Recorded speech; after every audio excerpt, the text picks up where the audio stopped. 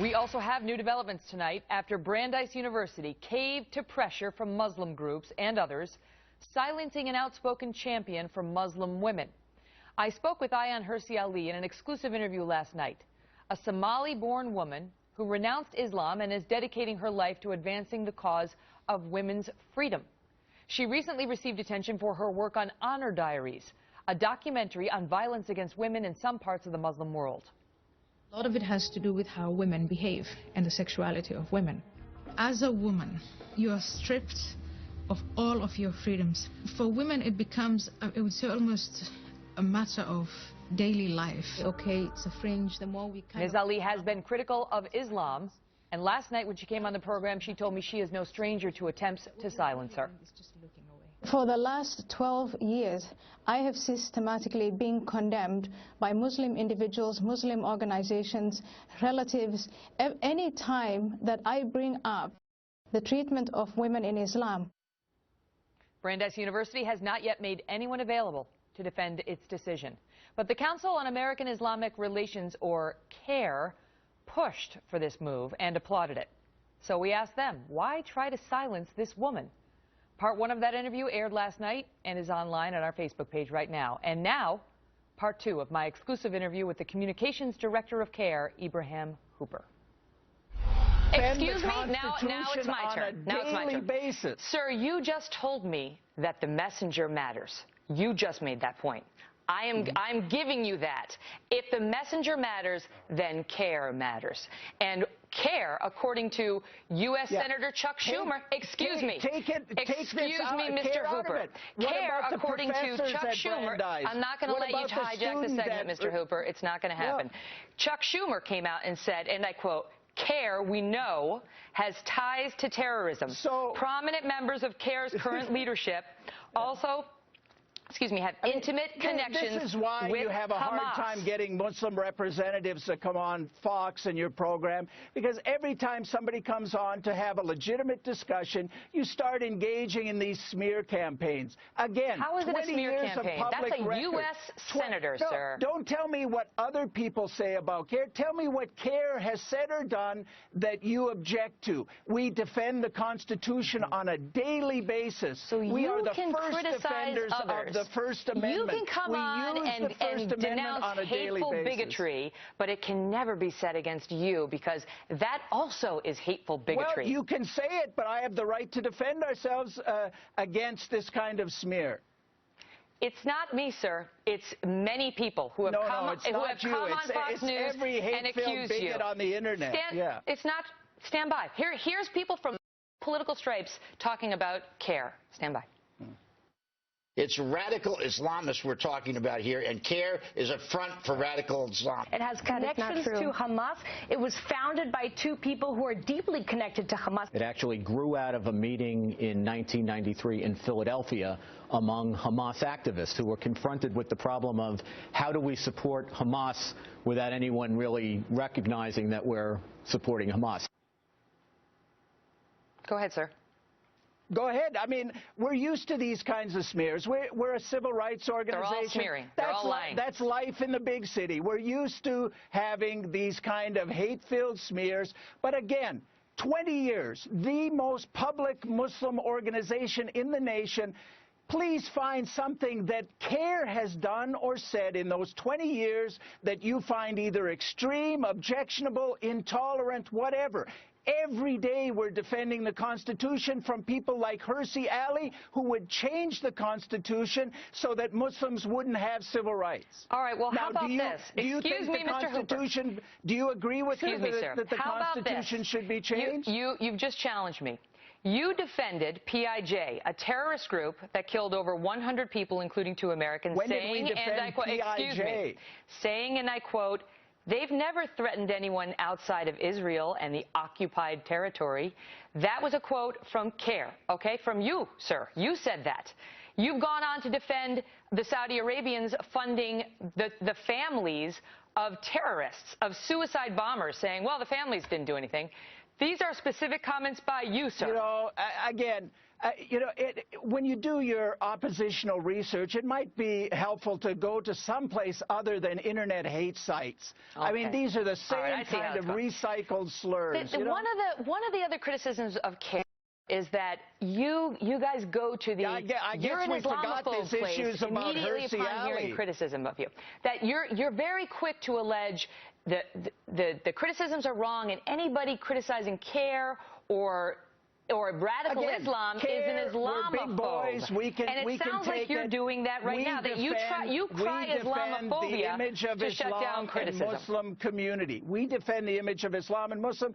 If you want to attack CAIR, that's fine. We get it every day. We get it from every internet hate site. We get it from every right-wing extremist.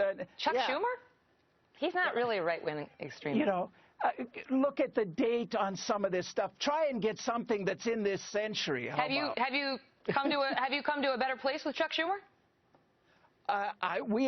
When we had our annual dinner, we had, I think, 70 different letters of support from congressmen. We have congressmen appear at our banquets.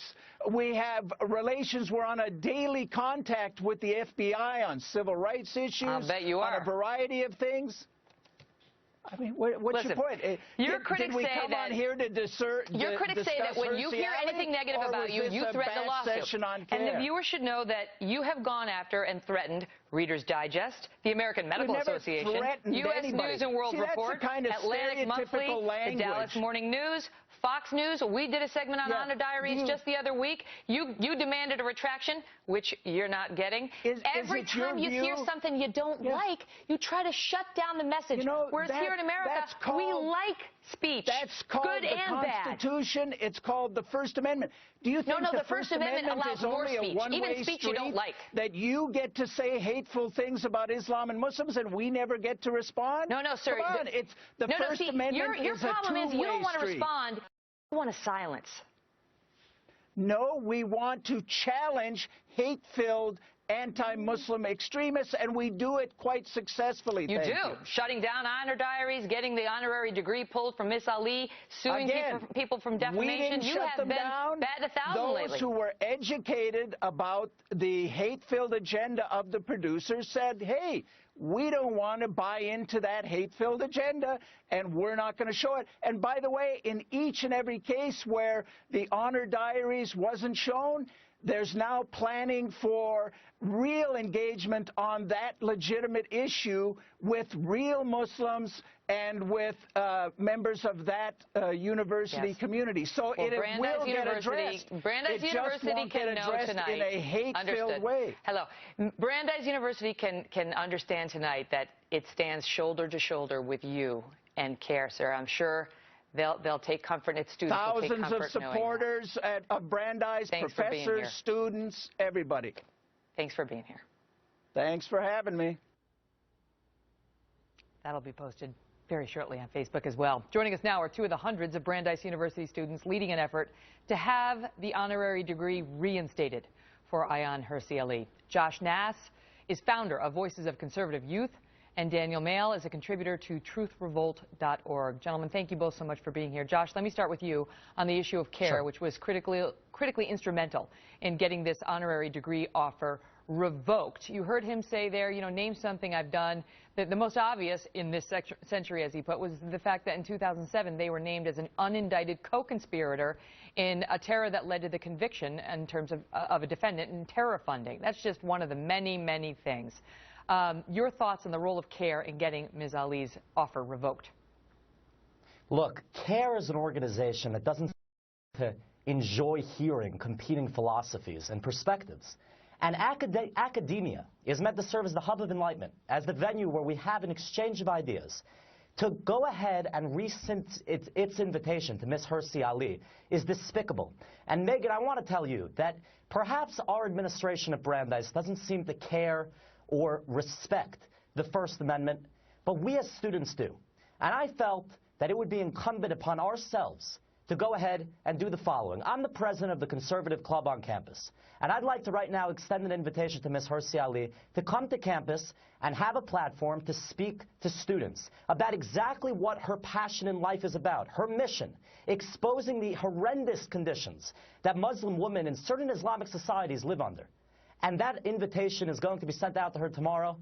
She's hearing it now. And I think that's exactly the policy that universities across the country ought to be adopting. Daniel, let me ask you, Daniel, because I know you believe that Brandeis has shown itself as a hypocrite, that it has a double standard on this issue.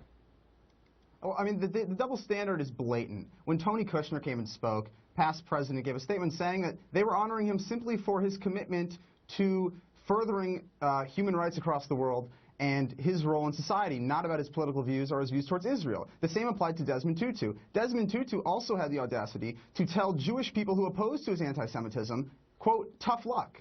But yet, when it comes to issues where CAIR gets involved, the university caved. And I can tell you, the message is clear on universities, specifically Brandeis University, that when known anti-Semites and people who oppose Israel's right to exist come and get a degree, it's okay. But when other people speak up, especially Ms. Ali, who should be praised for her commitment to stop female genital mutilation, to stop honor killings, to stop forced marriage, somehow it's not okay. That's unacceptable. It's amazing because they don't seem to understand how, having undergone those things herself, she might have some hard feelings. That she gets no, understanding from people for being a harsh critic of Islam, but that she doesn't get up and rail on Islam. She gets up there and rails on the fact that certain factions of it do these awful things to women, and it needs to stop. Josh, I had a debate last night about whether the students of Brandeis are behind this decision or they're not. What are you hearing from students and alumni? Look, many students are, and I can tell you that I've spoken off the record with several major donors to the university that are outraged by this.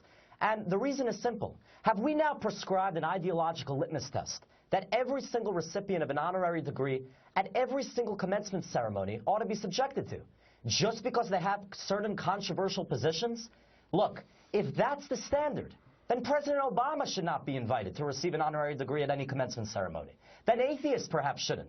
President Obama has positions on the drone policy and the NSA program that are at odds with many college students. So by that logic, perhaps he should not be invited either. It's really a dangerous precedent, Megyn. You guys, we're going to continue to follow this. The Brandeis president refuses to come on camera and defend his decision, which seems the least he can do since it's become such a controversy, but the invitation remains open. Thank you both for being here. Thank you, Megyn.